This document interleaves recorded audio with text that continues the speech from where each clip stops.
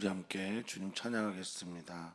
찬송가 267장으로 주님께 찬양하겠습니다.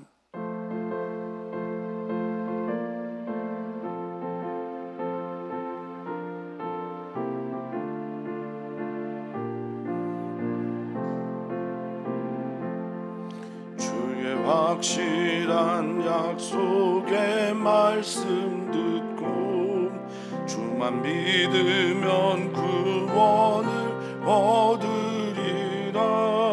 할렐루야 할렐루야. 내가 예수를 믿어 그의 흘리신 피로 내 죄 씻었네. 할렐루야 할렐루야. 내가 예수를 믿어 그의 흘리신 피로 내 죄 씻었네. 나의 갈 길이 험하고 위험하나 항상 예수의 도우심 믿고 가네. 할렐루야 할렐루야. 내가 예수를 믿어 그의 흘리신 피로 내 죄 씻었네. 할렐루야 할렐루야. 내가 예수를 믿어 그의 흘리신 피로 내 죄 씻었네. 주의 보좌에 천사들 둘러서서 우리 구주를 높이어 찬양하네. 할렐루야 할렐루야. 내가 예수를 믿어 그의 흘리신 피로 내 죄 씻었네. 할렐루야 할렐루야. 내가 예수를 믿어 그의 흘리신 피로 내 죄 씻었네. 예언자들과 왕들도 반열대로 황금길 따라 나와 찬송하네. 할렐루야 할렐루야. 내가 예수를 믿어 그의 흘리신 피로 내 죄 씻었네.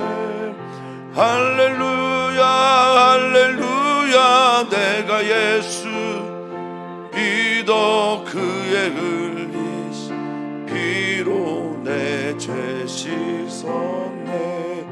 우리 모두 다 그 반열 뒤따르며 함께 즐거운 찬송을 부르리라.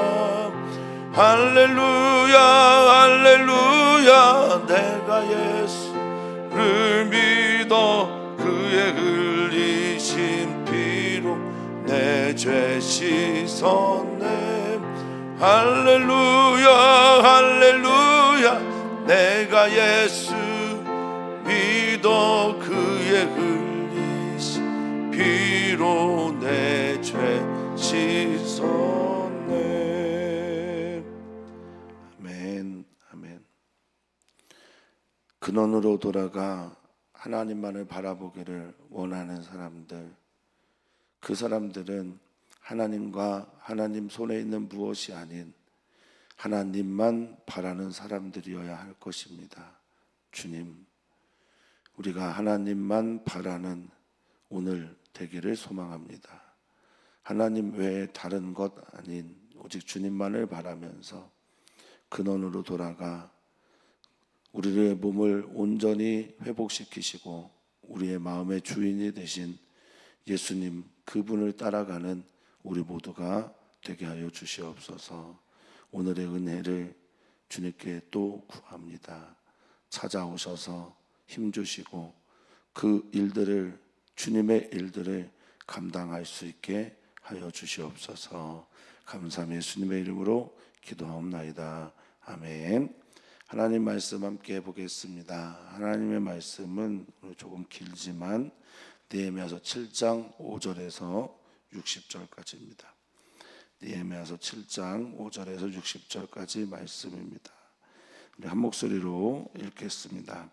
내 하나님이 내 마음을 감동하사 귀족들과 민장들과 백성을 모아 그 계보대로 등록하게 하심으로 내가 처음으로 돌아온 자의 계보를 얻었는데 거기에 기록된 것을 보면 옛적에 바벨론 왕 느부갓네살에게 사로잡혀 갔던 자들 중에서 노임을 받고 예루살렘과 유다에 돌아와 각각 자기들의 성읍에 이른 자들 곧 스룹바벨과 예수아와 느헤미야와 아사랴와 라마야와 나하마니와 모르드게와 발산과 미스베렛과 비그웨와 느흠과 바하나와 함께 나온 이스라엘 백성의 명수가 이러하니라.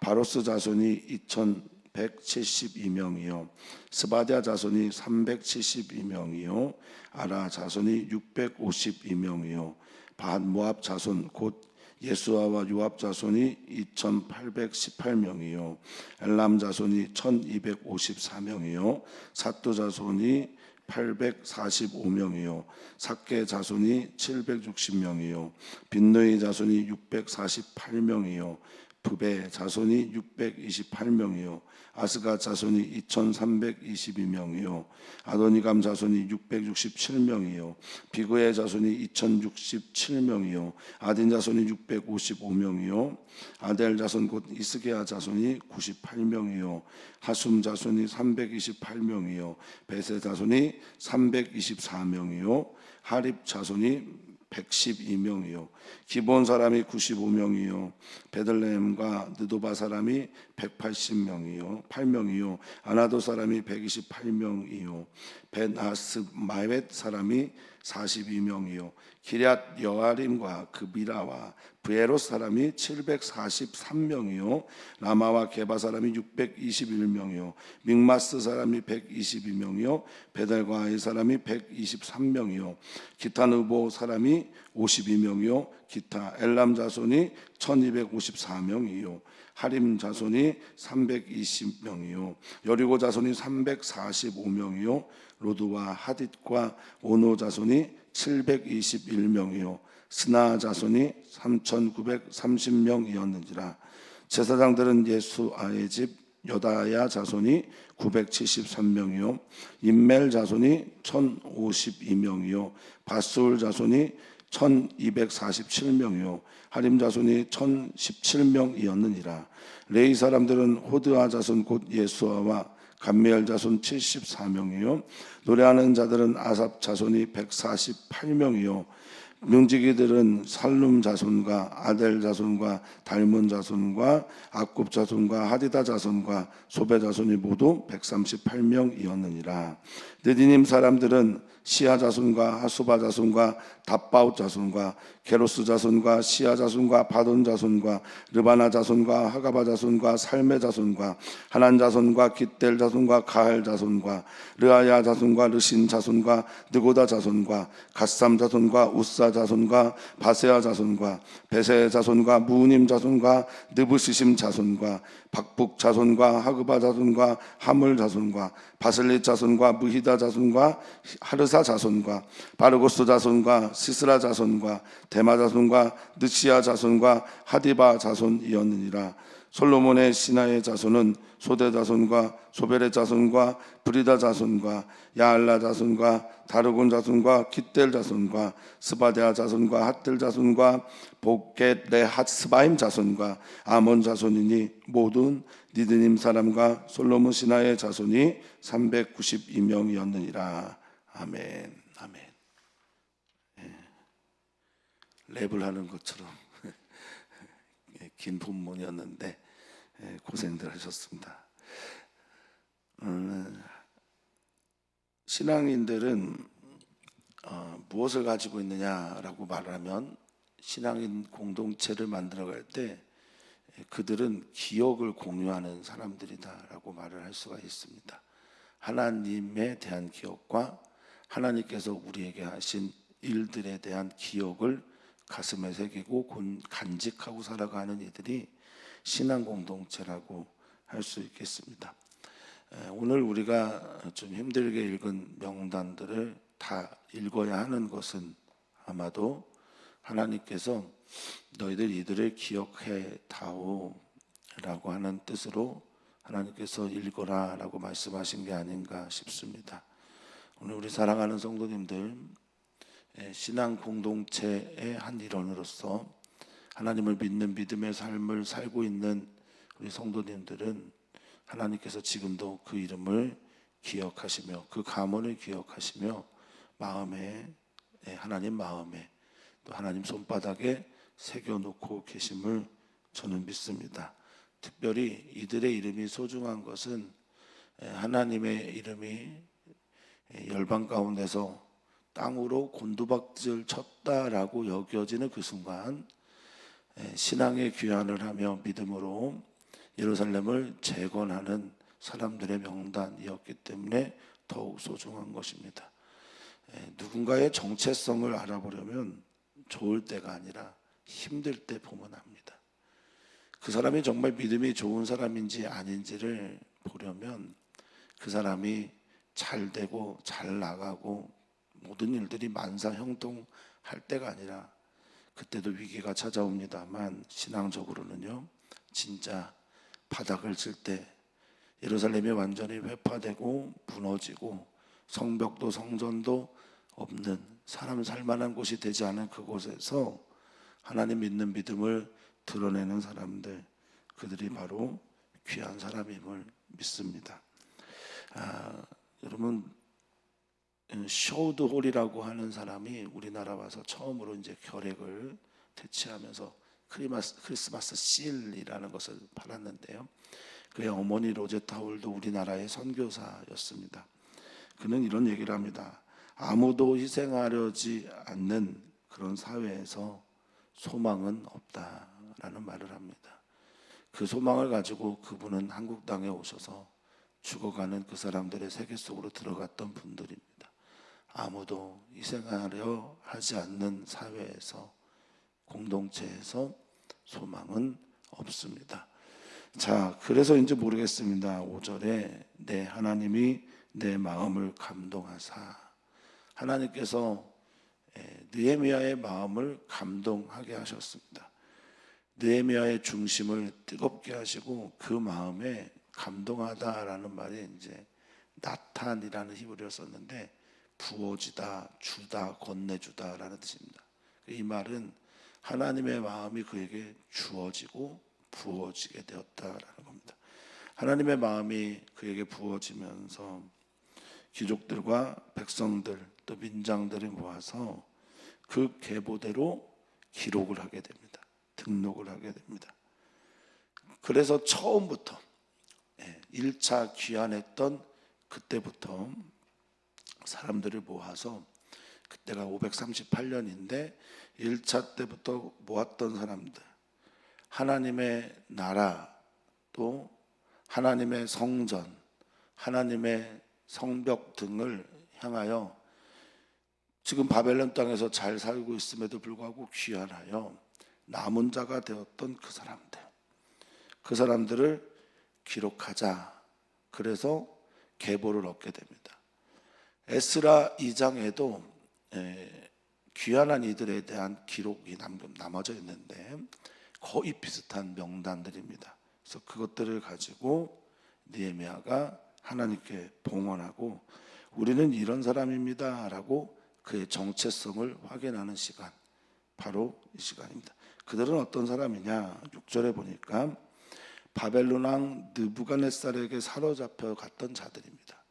이 사로잡혀 가다라는 말이 깔라라는 히브리어인데 발가벗겨지다, 이런 뜻이 1차적으로 쓰이는 말입니다.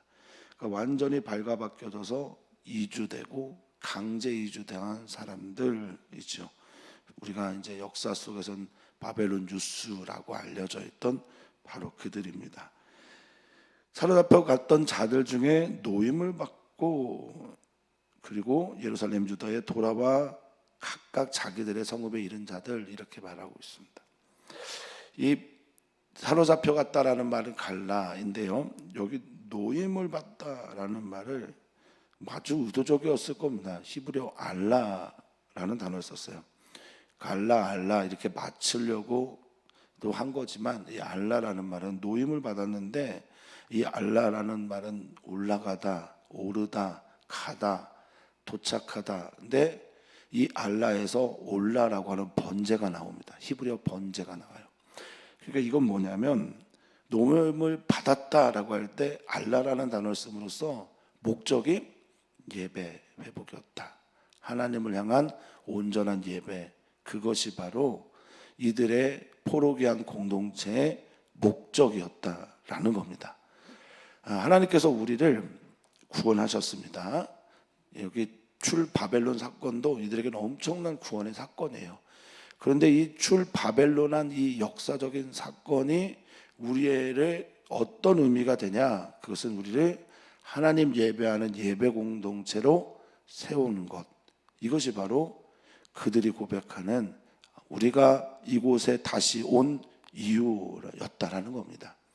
사랑하는 성도님들, 하나님은 우리를 구원하셨습니다. 그리고 하나님은 구원한 우리들의 예배를 받기를 원하십니다.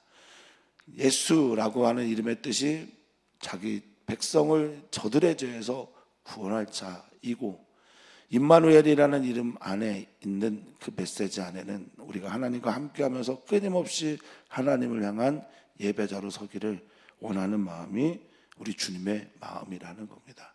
사랑하는 성도님들이 지금 삶의 자리에서 무엇을 해야 하는지를 가르쳐주고 계신 거죠. 자, 그들의 이름을 부르는데 7절은 12명의 지도자들입니다. 스룹바벨에서 또 마하나까지 12명의 지도자들을 부르시고 이름을 먼저 호명한 이유는 이스라엘의 회복이 곧 12지파에서부터 시작된 이스라엘 이야기처럼 12명의 지도자들을 통해서, 가문의 지도자들을 통해서 이스라엘이 회복된다라는 메시지를 담고 있는 겁니다.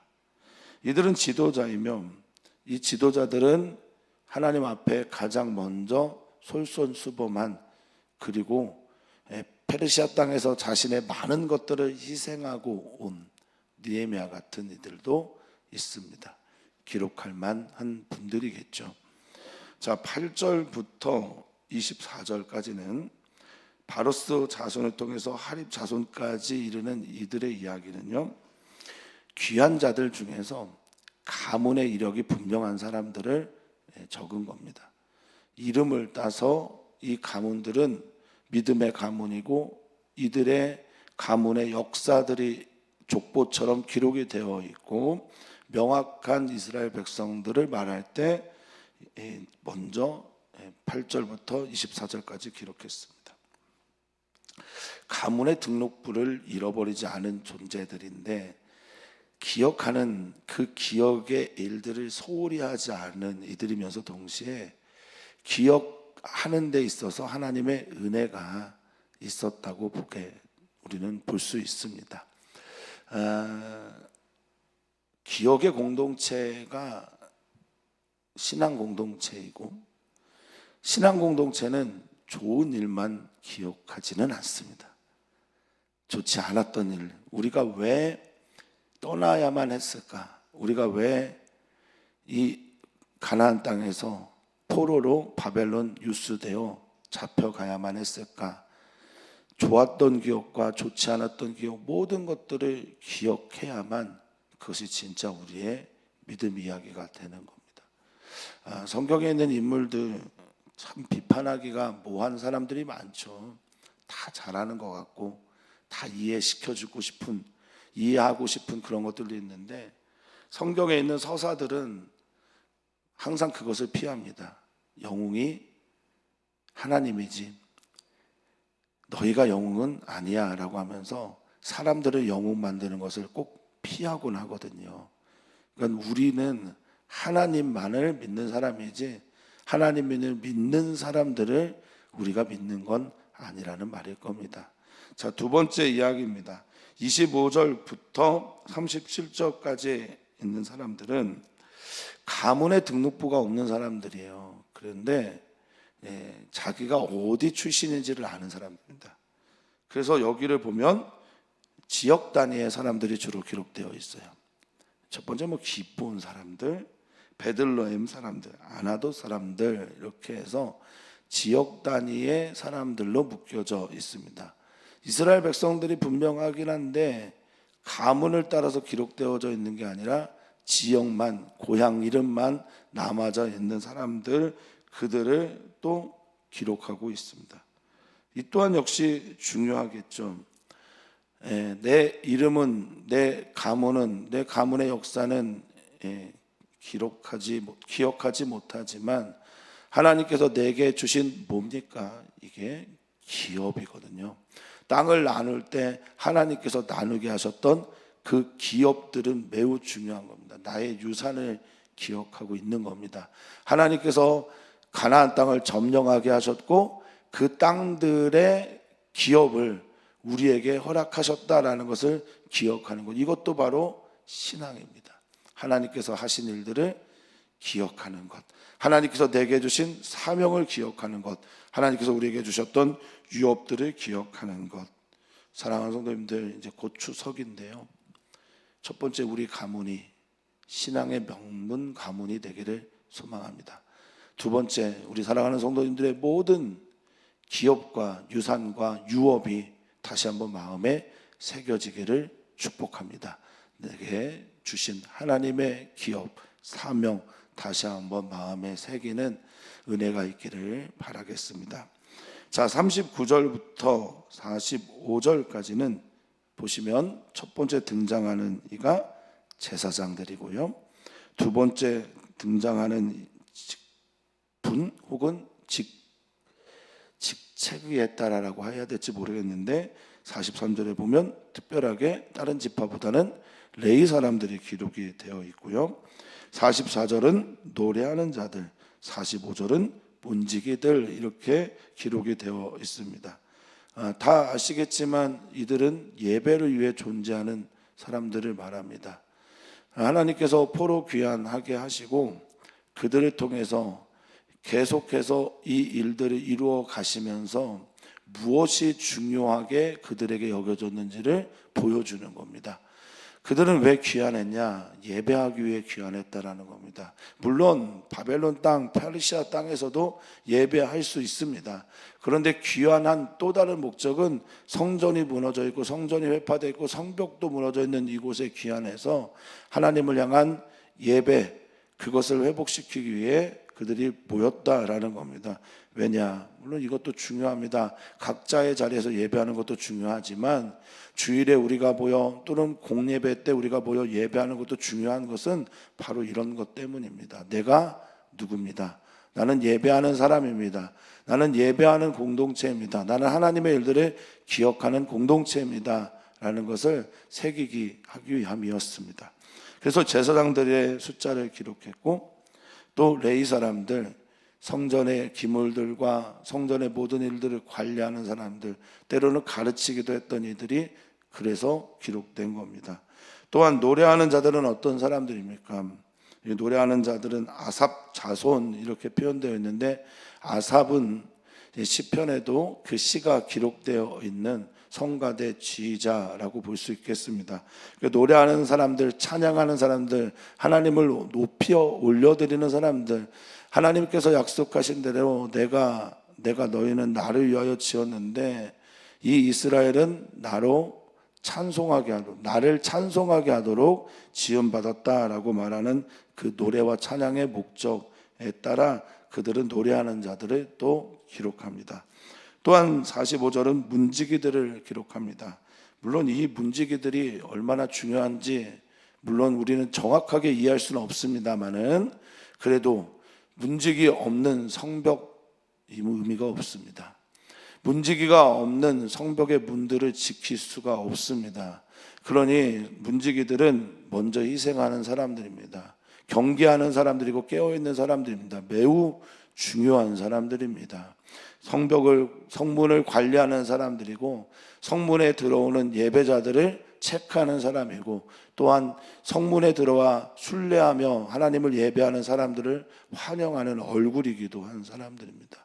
모두가 다 예배와 관계된 공동체라는 겁니다. 포로귀환한 사람들을 기록하면서 제사장과 레위 사람들과 노래하는 사람들과 문지기들을 특별하게 그들의 직분에 맞춰 기록한 이유는 우리는 예배하는 사람들이다라는 겁니다. 어떤 공동체가 새롭게 시작할 때 반드시 점검해야 되는 것이 바로 이것입니다. 우리는 무엇을 하기 위해 부름받은 존재들인가? 따라서 어떤 교회나 또 새롭게 다시 시작하려고 하는 모든 신앙 공동체는 예배가 살아야 합니다. 정말 부흥을 꿈꾼다라고 한다면 우리의 예배부터 살아야 합니다.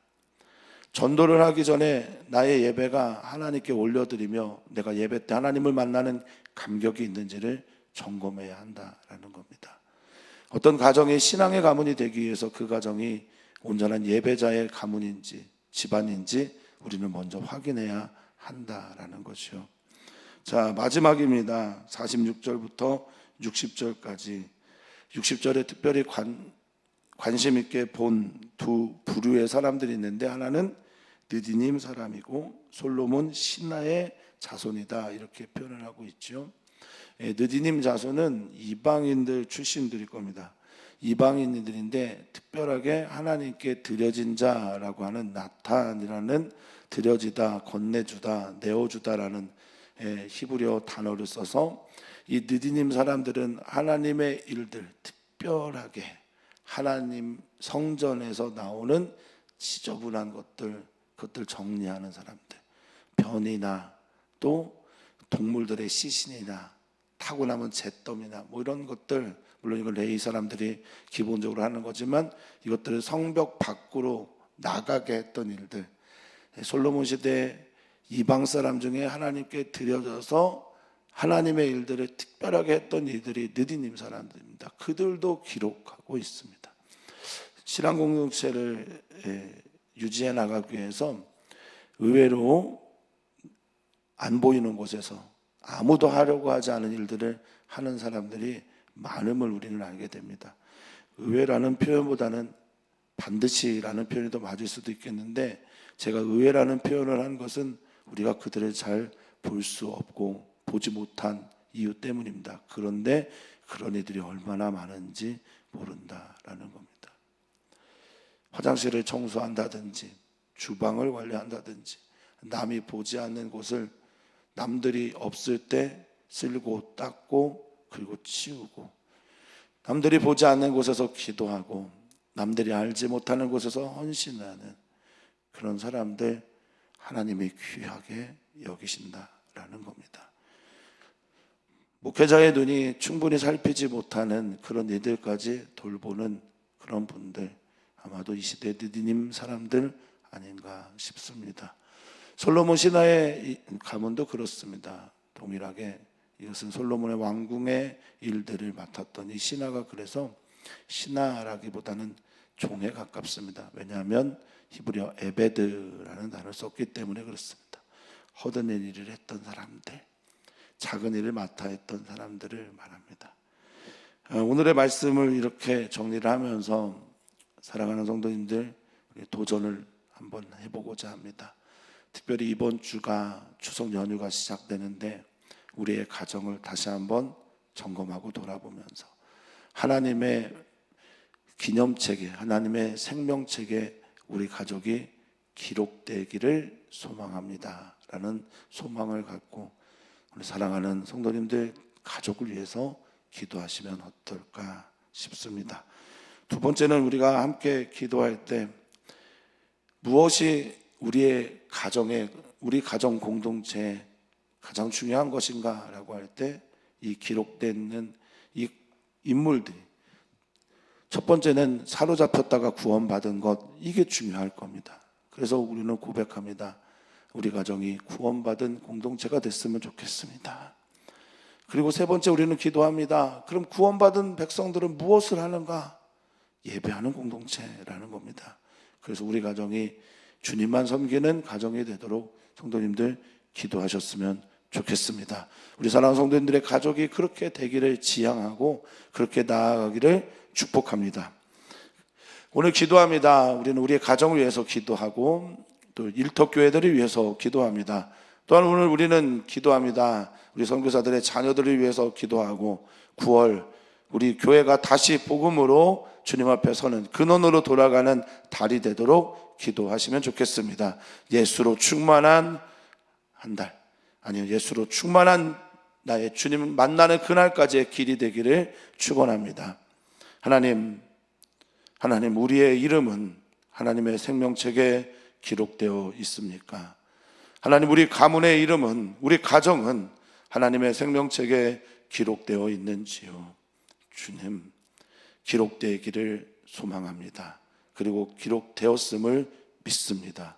기록되어 있는 우리 가정이 주님 믿음으로 구원받은 가정이 되게 하여 주시고, 구원받은 우리 가정이 믿음으로 예배하는 가정이 되게 하여 주시고, 하나님께 온전히 예배함으로 하나님께 영광을 돌리며 우리는 이런 가정입니다 선포하며 나아가는 2024년의 추석 명절 되게 하여 주시옵소서.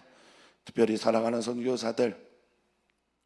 선교사들의 가족, 명절에 같이 모여 있지 못하는 선교사들의 마음을 위로하여 주시고, 주님 그들에게도 동일한 복과 은혜를 더하여 주시옵소서. 감사하며 사랑 많으신 예수님의 이름으로 기도하옵나이다. 아멘.